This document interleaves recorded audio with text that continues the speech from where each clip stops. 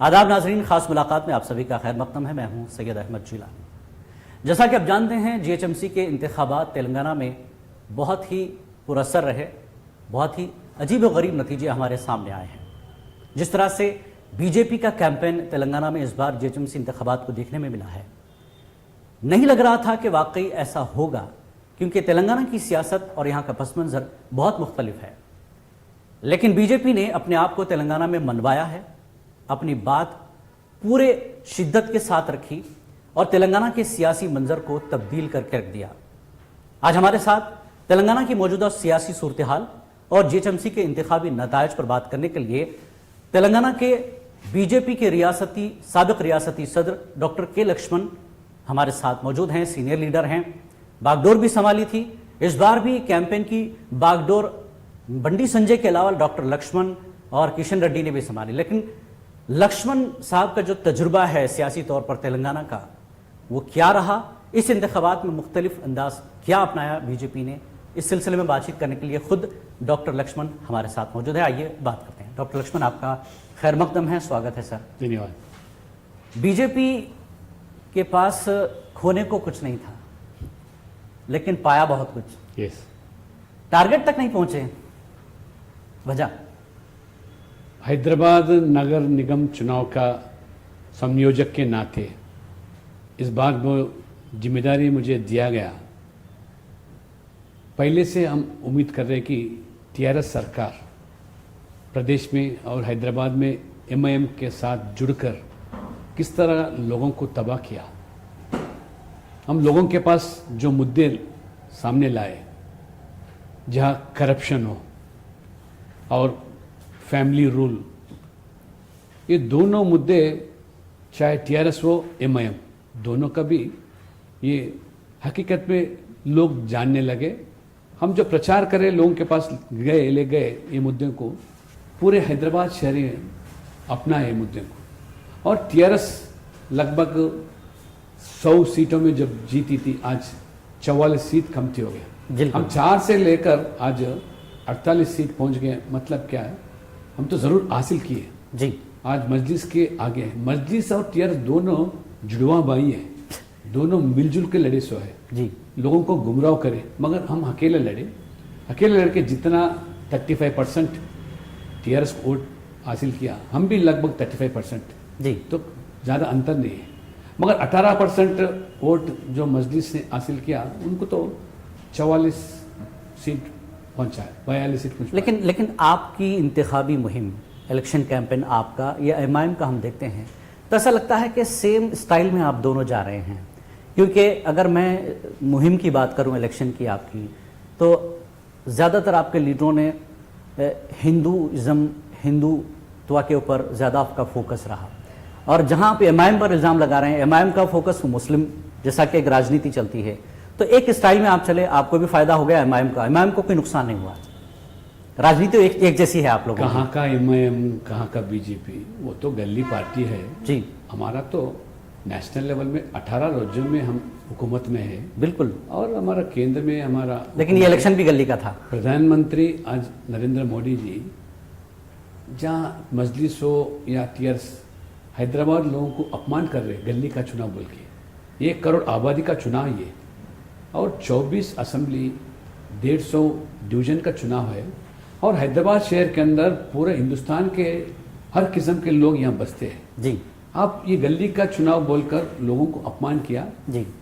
माने ये global city मानते हैं, इंटरनेशनल सिटी मानते हैं, ऐसे सिटी को आप फ्लड सिटी बना दिए। और इतना आज बारिश आया, बाढ़ आया, कितना तकलीफ गरीब उठाया। ये ऐसे शहर को जहाँ करप्शन का, जहाँ फैमिली रूल का है, जरूर हमारा राष्ट्रीय नेता बोले हम जहाँ भी है निपटने के लिए हम आएंगे जी। बार बार टीआरएस वही बोले थे, क्यों आप दिल्ली से नेता आ रहे? दिल्ली से जरूर आएंगे जी। जहाँ भी करप्शन है, करप्शन खत्म करने के लिए। आपके लिए हर इलेक्शन है, बिल्कुल, छोटा हो के बड़ा, क्योंकि ये छोटा या बड़ा नहीं है। आज गरीब आवाम को या उनके विकास के लिए काम करने के लिए हम कहाँ भी और जाते हैं। ये आज टीआरएस जितने बात बोले शहर के बारे में, आज 2 बेडरूम का बात बोले हम गरीबों के लिए जी। कितने मकान बनाए। लेकिन फोकस टीआरएस का फोकस तो डेवलपमेंट पर था। नहीं, हम वो बार कह रहे बार हैं कि हम डेवलपमेंट की बात कर रहे हैं और बीजेपी तोड़ने की बात कर रही है। केटीआर ने कहा था कि मैं 100 चीजें गिनवा केटीआर, दूंगा, केसीआर 100 चीजें गिनवा दूंगा। बीजेपी एक चीज बता दे। केटीआर केसीआर सरासर सब झूठ बोलते हैं।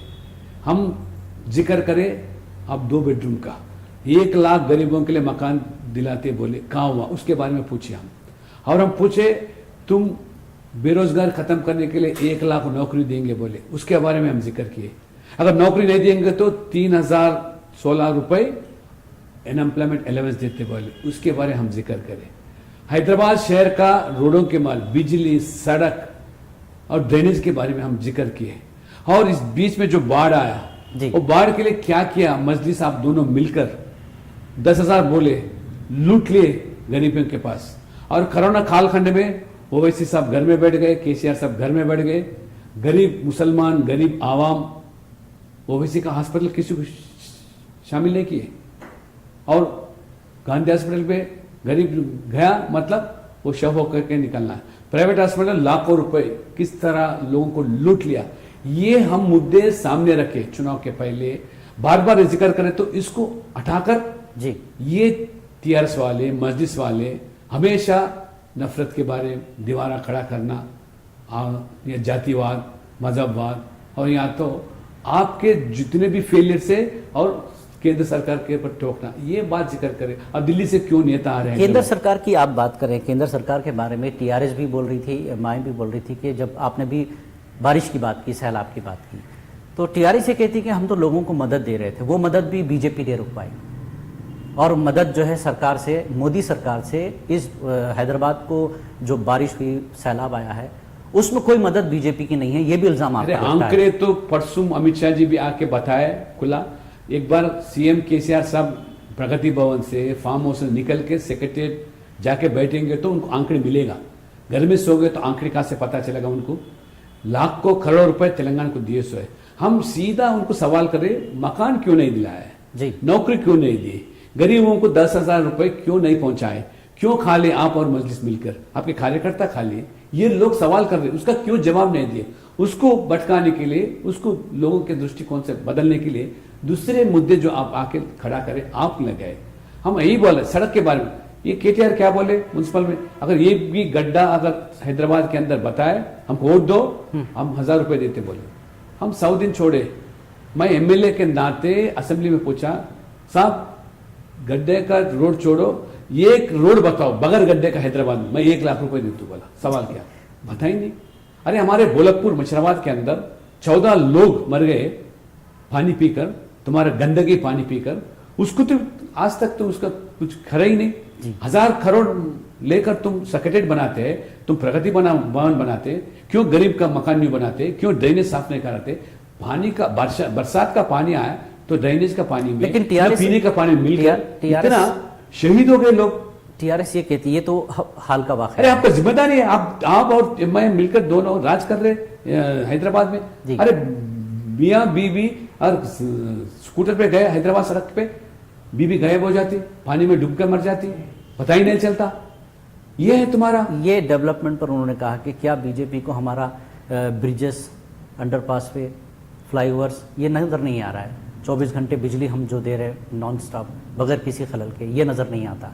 तो कुछ काम गिनवाए थे उन्होंने, तो सरे से कैसे आप नकार देंगे टीआरएस के काम अरे को? तो ये फ्लाईओवर्स, ब्रिज, ये तो पूरा ग्राफिक्स जो बता रहे, तुम्हारा काम अभी नहीं है वो।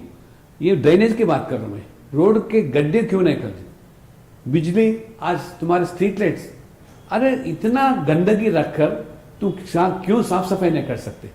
अरे बारिश का पानी आया तो उसके लिए अलग पाइपलाइन क्यों नहीं डालता है, क्यों नहीं कर सकते? ये मुद्दे नहीं है। अच्छा गरीब अब जो झोपड़ी में, झुग्गी झोपड़ी में बस रहे, उनके लिए क्या किया हैदराबाद के अंदर? कोरोना में क्या मदद की उन लोग? गरीब को अगर कोरोना लगा तो मर ही गए। हम बोले आयुष्मान भारत देंगे, 5 लाख का इलाज करेंगे मुफ्त में गरीब के लिए, हमको जरूरत नहीं आयुष्मान, हमारा आरोग्य सी बोल, आरोग्य कहां लागू हो रहा? करोड़ों रुपए तुम आज आस्पत्रि को नहीं दिए, सो कोई आस्पत्रि भर्ती नहीं कर रहा गरीबों को। जी, जाओ मर जाओ गांधी हॉस्पिटल जाके, अरे उसको शव भी नहीं मिला, इतना लोग तबाह हो गए। जैसे मैं मोदी जी सरकार कोरोना कालखंड में 500 रुपए हर महीना जो दिया, सीधा बैंक खाते में पहुंचा, गरीब जी। के बैंक के खाते में 5 किलो चावल दिया, गरीब को पहुंच गया। और सिलेंडर दिया, मुफ्त में सिलेंडर दिया, उसको गरीब को पहुंच गया। तुम 10,000 लेके ये सारी जो लूट लिए वही सवाल कर रहे लोग। आप कह रहे हैं कि आपकी पार्टी की तरफ से, आपकी सरकार की तरफ से इतना सब कुछ दिया गया, आप ये चीज़ें गिनवा रहे हैं, लेकिन इलेक्शन की मुहिम में ये सारी चीज़ें पीछे चली गई थी और उसमें सिर्फ यही था कि साहब बीजेपी आएगी तो हम शहर का नाम बदलेंगे, यहाँ का आईटी हब बनाएंगे। आईटी हब पर एक सवाल उठा था कि ऑलरेडी आईटी हब यहाँ पर बन चुका है, उसको थोड़ा सा और बूस्ट करना है। तो सारी चीजें तो हम बना चुके हैं, इसमें आप बीजेपी नया क्या करना चाहती है शहर आईटी हब में, हैदराबाद में बीजेपी नया क्या करना चाहती है? जरूर, मैं वही बताना चाह रहा हूँ। आईटी हब भी वाजपेयी की जमाने की बात है, वो आपकी कुछ लेन देना नहीं है। नहीं, टीआरएस का कुछ नहीं है। क्या है आईटी हब? मैं बच्चे बताओ, कितने हैदराबाद के आवाम को, गरीब को, नौजवान को नौकरी दिला है आईटी हब में? बताओ, आंकड़े बताओ। मैं चर्चा के लिए सवाल कर रहा हूँ, मैं तैयार हूँ। कितने पुराना शहर के लोगों को, नौजवान को, हैदराबाद के नौजवान को, बेरोजगारों को तुम आईटी हब में नौकरी दिलाए? बताओ तो, आंकड़े बताओ। ये सब नाटक है, ड्रामा है। और तुम बार बार यही बोल रहे कि ये जब हम ये मुद्दा, अरे जहां भी जाओ बगैर पैसा का कोई काम ही नहीं बनता म्युनिसिपल में। बल दिया, खाया पिया, चल दिया, वही हाल है तुम्हारे में। और तुम बोलते अलग अलग है, एमआईएम अलग है, टीआर, तुम दोनों जुड़वा भाई है भाई, मालूम है। आज पुराने शहर में भी आज इतना कम वोट क्यों हुआ? पूरा नाराज है एमआईएम के ऊपर भी। आज लोग, पूरे गरीब लोग आज खिलाफ है। हैदराबाद के दो शहर हो गए, एक नया शहर, एक पुराना शहर। अक्सर आपकी तरफ से सवाल उठता है कि क्या हैदराबाद नया शहर ही हैदराबाद है? कई लोग सवाल करते हैं। पुराने शहर पर तमाम सभी अपोजिशन पार्टियां कहती है कि पुराने शहर की तस्वीर कब बदलेगी? तब बदलेगी वहां से जब एमआईएम को उखाड़ेंगे लोग। कारपोरेटर से लेकर तुम एमएलए तुम ही है, एमपी तुम ही है। आज नहीं, 40 साल से क्या किए तुम? अरे मेट्रो पुराना शहर को पहुंचने के लिए कौन आड़ा करता, कौन रोके थे? यही केटीआर बोले ना, मस्जिद वाले रोके बोल के, क्यों नहीं जवाब देता अकबरुद्दीन ओवैसी? मैं एमएलए के जब था, अकबर बार बार बोलते, अरे नको भाई पुराना शहर रोक दो भाई, हमारा महल जाते, हमारे बिजनेस वाले पूछ रहे थे कि हमको मेट्रो आए तो हमारा कारोबार बढ़ेगा, हमारा नौकरी बढ़ेगा। मगर आप नहीं चाहते कि गरीबी में रहना, ये लोग अंधेरे में ही रहना, झोपड़ी में रहना, तो कि हमको वोट डाल सके, उनको गुमराह कर सकते, मजहब के नाम पे भटका सकते। मजहब के नाम पर बात हो रही थी, लेकिन एमआईएम भी यही कहती है कि साहब मजहब पर ही सारा वोट बैंक हुआ है, मजहब पर ये सारा जीएचएमसी इलेक्शन हुआ है, कि बीजेपी ने यहाँ पर मजहब का कार्ड खेला है, जिसकी वजह से ये नतीजे आए हैं। टीआरएस को लॉस हुआ, बीजेपी को फायदा हुआ। और एमआईएम ये कहती है कि हमें कोई नुकसान नहीं हुआ, हम अपनी जगह बरकरार है और हमको आप हिला भी नहीं सकते। आप अपनी जगह बरकरार रखने के लिए मजहब की बात उठाए आप, इसलिए आप कायम रखे। जहां भी मुसलमान आबादी है उसको गुमराह कर कर आपके सीट कायम रखे। मगर आप ऐसा बोले, अगर हिंदू समाज भी पूरा ऐसी भटका कर इकट्ठा हुए तो टीआरएस को एक भी सीट नहीं मिलता था। हम नहीं चाहते थे भी वैसे। हमारा तो नारा है सबका साथ सबका विकास, हमारा मोदी जी का लेन है, देन है। आज इतने तरक्की जो गरीब के लिए प्रधानमंत्री जनधन योजना, जीवन ज्योति, किसान सम्मान योजना, जो भी योजना देखो उसमें कोई जातिवाद है, मजहबवाद है। जो गरीब है, चाहे गरीब मुसलमान हो, हिंदू हो, कोई भी हो, उसके लिए ये योजना बना रहे। मगर आप उसको ये सब छोड़कर हमेशा यही बात करते रहे, आप भटकाने की कोशिश करते। और सबसे बात क्या करते कि सबसे बड़ा हिंदू मैं बोलता, क्या जरूरत थी? अरे हिंदू अगर भाग्यलक्ष्मी मंदिर दर्शन के लिए गए तो क्यों आप ऐसा पाकिस्तान जा रहे, ऐसा माहौल क्यों बनाते आप? क्यों ऐसा केटीआर? इसलिए आपके जो भी फेलियर्स है ना, फेलियर्स को लोगों के दृष्टिकोण बदलने के लिए ये मुद्दे आप आगे लाए। टीआरएस ने भी यही सवाल उठाया था। दो चीजें हुई, भाग्यलक्ष्मी मंदिर से ही आपकी शुरुआत क्यों? इससे बड़ा मंदिर भी हमारे शहर में है, वहां से क्यों नहीं? कि ऐसा तो नहीं कि नाम बदलने की जो राजनीति थी, एक मुद्दा फेंक देते हैं, चलिए लग जाएगा, कार्ड खेल देते हैं, ऐसा तो नहीं था। कौन है भाई पूछने वाला? किनको विश्वास है वहां जाना चाहते जाते हैं, आपको क्या एतराज है? अरे आपको जाना है तो हम बोले मक्का मस्जिद भी जा सकते हैं, आप कौन एतराज करे? केसीआर जा सकते, केटीआर जा सकते, इंडियन हमारा जा चुके हैं, क्या गलती है? तुम कौन है पूछने वाले? अरे तुम बोलते हैं हमारा बिना कोई हिंदू ही नहीं बढ़कर, सही के लिए करे। अब मैं 10,000 की पूछ रहा हूं, क्यों लूट लिए, उसका क्यों जवाब नहीं देते? 660 करोड़ रुपए नगद रूप में देते। मोदी जी 500 रुपए बैंक खाता में, गरीब खाता में पहुंचाते। मोदी जी का देन बोलते लोग, हम देखे इतने बुरके पहने औरतों को देखे बैंक के सामने खराना कालखंड में 500 करोड़ रुपए। आप क्या करें? आपके मजलिस के कार्यकर्ता टीआरएस के कार्यकर्ता लूट लिए तो तमाशा देखिए। और मैं एक सवाल पूछना चाहता हूं, अब बार बार बोलते रहते ना हमको केंद्र क्या दिया, हमारा तेलंगाना को। मैं पूछ रहा हूं, एक हैदराबाद के नागरिक के नाते जी। मैं जो टैक्स बनता हूं, हैदराबाद कम से कम 70,000 करोड़ सालाना हम तेलंगाना के खजाना में पहुंचते। आप हैदराबाद को क्या दिए? अब बोल रहे 6 साल में 60 करोड़ खर्च करे। किधर गया 60,000 करोड़ किधर गया? और हम जो बन रहे टैक्स के रूप में किधर खर्च करे तुम?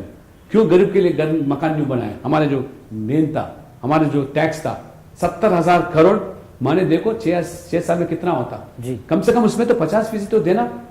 तुम पूछते ना, बार बार बोलते ना और भी तेलंगाना हम और भी वो यही बताते हैं कि हैदराबाद के अलावा सरकार की और भी स्कीम्स हैं, वो तमाम स्कीमों में पैसा खर्च होता है। ऐसा नहीं कि सिर्फ हैदराबाद के डेवलपमेंट के लिए है। तो वही हम बोलते हैं ना, केंद्र में क्या आज मिलिट्री है, आर्मी है, साइंटिस्ट है, पूरा सब कुछ छोड़कर पूरे देश को चलाना है। 32% से लेकर 42% बनाया। बिल्कुल पूरे देश का सोचना है। देश का सोचते बिल्कुल। आप फिर आप हैदराबाद में तो अलग, तेलंगाना बात दिल्ली बोले तो अलग। सर ये तो इल्जाम जवाबी ये- इल्जाम हो गया है।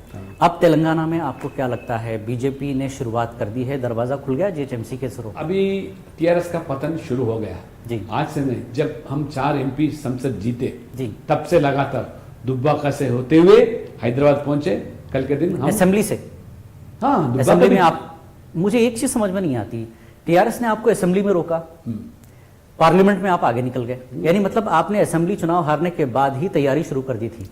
वैसा नहीं, असेंबली के चुनाव में फिर एक बार तेलंगाना का सेंटिमेंट जो लोगों के सामने लाया। जब चंद्रबाबू आया फिर प्रचार के लिए असेंबली के अंदर, तो आया चंद्रबाबू, फिर दोबारा तेलंगाना को फिर आंध्र प्रदेश में मिलाने के लिए आया। सबको सावधान रहो, नहीं तो फिर तेलंगाना गए हुए लोग भूल गए जी। फिर। अरे नौकरी भूल गए, बेरोजगार भूल गए, 3 एकड़ दलित के लिए जमीन भूल गए, दलित मुख्यमंत्री भूल गए, तेलंगाना कायम रख लेंगे, ये बात पर चला चुनाव। तो सब लोग फिर दोबारा टीआरएस को वोट डाले। और टीआरएस को इतना बड़ी संख्या में जिताने के बावजूद भी जी। क्यों आपको ये खरीद फरीद क्यों करना पड़ रहा भाई? लोग चाहे कि अरे टीआरएस को कांग्रेस लिपट लेता बोल के, जी। कांग्रेस तो जिता है तो पूरा होलसेल उसमें वोट जब है। लेकिन क्या आपको लगता आज है टीआरएस लोगों को विकल्प यही दिख रहा, बीजेपी यही विकल्प है टीआरएस को लिपटने के लिए। उनका जो करप्शन नहीं, हो, आप- उसका फैमिली रूल हो, आप खत्म करना विकल्प- है, बीजेपी कर सकती है। बीजेपी विकल्प की सूरत में आई, ये भी लोग कहते हैं, सोचने वाले सियासी पंडित यही कहते हैं कि टीआरएस ने अपोजिशन को जिस तरह से खत्म किया, उसका नुकसान बीजेपी की शक्ल में सामने आ रहा है। अब आप अरे- अपोजिशन हो गया, हाँ। कांग्रेस थी पहले, अब आप अपोजिशन के तौर पे सामने आ रहे हैं। बीजेपी को कोई खत्म नहीं कर सकता। नहीं, टीआरएस को खत्म, कांग्रेस को खत्म किया। खत्म किया होगा, खत्म कराऊंगा, मगर हम जो भी थे, हम 5 विधायक थे, जब जी। एक विधायक भी दल बदला नहीं। तुम्हारे कांग्रेस के बदल गए, सीपीएम के बदल, सीपीआई के भी बदल गया। जी। लोगों को यही विश्वास है इनको ये परिवार से लड़ना है, कलवा कुंटला केसीआर परिवार से लड़ना है, जी। या इसका अगर करप्शन खत्म करना है बीजेपी से ही हो सकता, बाकी लोग से नामुमकिन है। क्योंकि ये सब पार्टी अलग नहीं होता है, मजलिस हो, टीडीपी हो, कांग्रेस हो, अब जो सिर्फ बीजेपी एक पार्टी अब है। जो आंकड़े लोगों आए के हैं। जी। चाहे या गवर्नमेंट एम्प्लॉइज हो, या यूथ हो, या महिला हो, गरीब हो, SC ST BC जितने भी हो, उसके लिए अभी विकल्प एक ही दिख रहा, बीजेपी। अभी हमारा प्लेटफॉर्म तैयार हो गया जी। टीआरएस के लड़ने के लिए, प्लेटफॉर्म बीजेपी बन गया। दुबाक के बाद आपका हौसला बड़ा है, आपको गया। जिस तरह से मिली है ताकत, उसको आपने कंटिन्यू रखा जीएचएमसी तक। हाँ। अब जीएचएमसी से अब आपके पास थोड़ा गैप आएगा, 2023 तक आपको वेट करना पड़ेगा। तो क्या यही पोजीशन में आप तेलंगाना में पहुंचेंगे आगे तक? जरूर क्या पहुंचेंगे हम, आपकी- जरूर सरकार में 2023 हो या 2022 हो, 21 भी हो, जी। मुझे यकीन है ये सरकार टिकने वाली नहीं है। क्योंकि आप अंदरूनी- 21 का लफ्ज बोल के थोड़ा सा मैं बोल रहा हूं, मुस्कुरा रहे हैं, तो हो इसीलिए- सकता है बीजेपी कुछ कर रही है। हम कुछ नहीं कर सकते, टीआरएस के अंदर ही कुछ चल रहा हो। अच्छा। लोग अभी सवाल करने शुरू हो गया टीआरएस के अंदर। काफी लोग हमारा दस्ती डाल के रखे हुए बीजेपी, क्योंकि हमको नहीं हो रहा, बस नहीं हो रहा। हम मिल नहीं सकते मुख्यमंत्री को, बात नहीं कर सकते, हम मंत्री है, एमएलए, कई के जी। लिए लोगों की खिदमत नहीं कर सकते, कई के लिए हम ठोक देंगे, आएंगे आपके साथ और लड़ेंगे तेलंगाना के लिए, मजबूत करेंगे तेलंगाना के लिए, विकास के दौर। सर मेयर आपका होगा, बात हुई थी, अब मेयर तो मुश्किल है, किसी पार्टी की दावेदारी नहीं है, तो अब मेरे के लिए आपकी स्ट्रेटेजी क्या है? क्योंकि कोई तो हमारा जो बड़ी पार्टी तो टीआरएस है, अब लाजमी बात है एक रास्ता तो विकल्प के तौर पे उनके सामने एमआईएम है। अगर एमआईएम जाती है तो फिर आपका इल्जाम साबित तो हो जाएगा। बात बोले ना, हम एमआईएम मिलेंगे नहीं, जुड़ेंगे नहीं जी, कल पता चलेगा। एमआईएम बैक सपोर्ट करती, फ्रंट सपोर्ट करती, दोनों मिलकर स्टीयरिंग, उनका कार का स्टीयरिंग ये हाथ में लेंगे जी। तो असदुद्दीन बार बार बोलते ये तो सरकार खार का होगा, मगर खार का स्टीयरिंग मेरे हाथ में है बोलता। जी, आपके हाथ में स्टीयरिंग रहने के बावजूद भी क्या तरक्की किए हैं पुराने शहर, क्यों मेट्रो नहीं ला सके?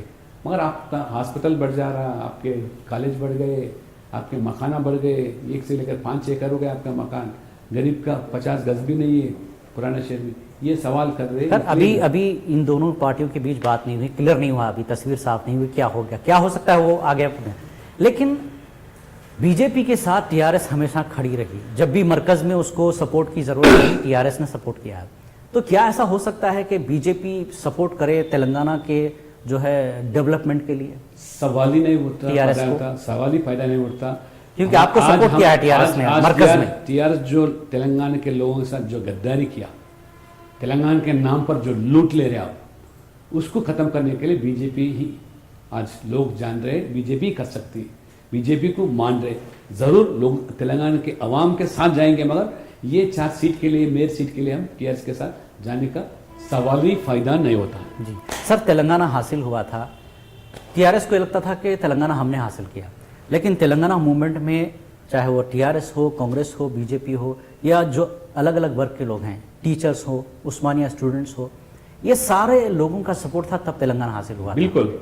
लेकिन आपको क्या लगता है कि टीआरएस ने तेलंगाना से जुड़ने वाले उन लोगों को कहीं ना कहीं छोड़ दिया है? पूरा छोड़ दिया, कहीं ना कहीं हर हिस्से में। उसकी भी एक वजह है, टीआरएस को नाराज जरूर सामने आ रही है। आपको याद आता, आपका बेटा याद आता, बेटी याद आता, दामाद याद आता, संतोष राव याद आता, विनोद राव आता। अरे लोग हरा दिए निजामाबाद में तो आके आप बिठा देते काउंसिल में, लोग हरा दिए करीमनगर में तुम्हारे रिश्तेदार को तो आके तुम उसको कैबिनेट होदा देते। ये गरीब लोग जो जान खो गए तेलंगाना के लिए, उसके परिवार के लिए आप क्या दिए? अरे आप कारपोरेटर एक सीट नहीं दिए, तो नाराज लोगों का वोट वो भी आपके पास आया है। जरूर हमारे पास आया जी, जरूर हमारे पास आया। लोग पूरे ऐसे वर्ग जो है, सरकार के कर्मचारी हो, स्टूडेंट्स हो, यूथ हो, महिला हो और गरीब आवाम हो, और जो भी तेलंगाना के जो भी आज शहीद हुए, उनके परिवार पूरे हमारा साथ है, हमारे ओर देख रहे।